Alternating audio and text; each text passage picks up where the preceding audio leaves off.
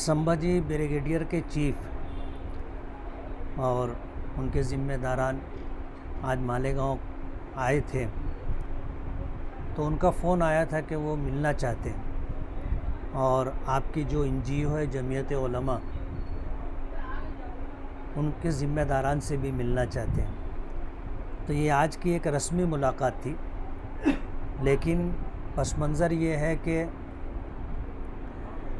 मालेगांव ने धुलिया मालेगांव लोकसभा इलेक्शन में जो बहुत दबा करके वोटिंग की और जिसको लेकर के चर्चा गली से दिल्ली तक है कि मालेगांव के लोगों ने वोट जिहाद का काम किया है, इन जैसे मुद्दों को लेकर के वो मालेगांव आए थे और मालेगांव मुलाकात करना चाहते थे हमसे। बताने वालों ने बताया कि ये शरद पवार साहब के बहुत करीबी हैं। यूँ कहना चाहिए कि पार्लियामेंट इलेक्शन में 2 महीने तक शरद पवार के साथ ये पूरे महाराष्ट्र का दौरा करते रहे। पार्टी के हिसाब से उनकी काफ़ी जिम्मेदारियां हैं और सुना ऐसा भी है कि जितने उम्मीदवार लोकसभा में उम्मीदवारी कर रहे थे उन तमाम को संभालना और उन तमाम के ताल्लुक़ से जिम्मेदारियां निभाना इन्हीं के पास थी। तो हम ऐसा मानते हैं कि आज उनका आना किसी न किसी बड़ी बात का पेश खेमा है।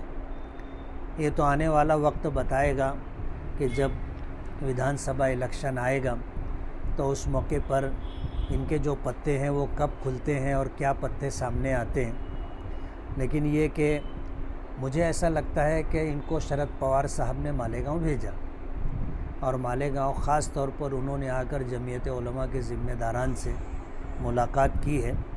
आने वाले दिनों के अंदर समझ में आएगा कि क्या बात है।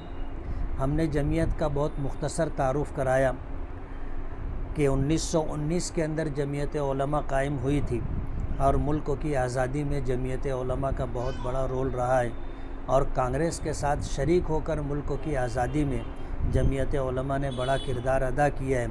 उस वक्त से जमीयत उलमा कांग्रेस के साथ लगी हुई है और मुल्क के हालात पर ख़ास तौर पर बीजेपी आज जो कुछ पूरे मुल्क में नफ़रत का माहौल फैला रही है और गुज़रा हुआ लोकसभा इलेक्शन किस तरह उन्होंने जीता है और क्या क्या उन्होंने किया है, इन सारी बातों पर मुख्तसर चर्चा हुई। आने वाले दिनों में विधानसभा के ताल्लुक़ से क्या माहौल बनता है और शरद पवार साहब और उनकी पार्टी क्या स्टैंड लेती है, वक्त आएगा तो उस वक्त ये बात समझ में आएगी। लोकसभा इलेक्शन के बाद जो है आप काफ़ी चर्चे में रहे, तो कहीं NCP या शरद पवार चाहत ये तो नहीं कि उठती सुनाई NCP में? तो चाहत बहुत पुरानी है।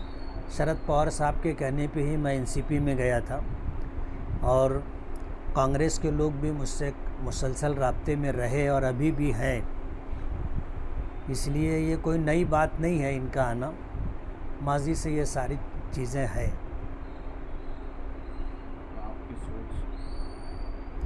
मैं तो MIM से आमदार हूँ और इंशाअल्लाह आने वाले दिनों में MIM से ही इलेक्शन लड़ूंगा।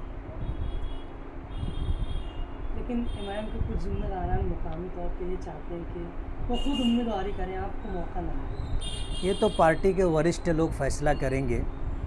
क्या है, एक तरफ मैं वक्त का MLA हूँ MIM पार्टी से और अल्हम्दुलिल्लाह शहर में अच्छी पोजीशन भी है। सियासी पार्टियां इन सारी चीज़ों को देखती हैं और देख करके फ़ैसला करती हैं।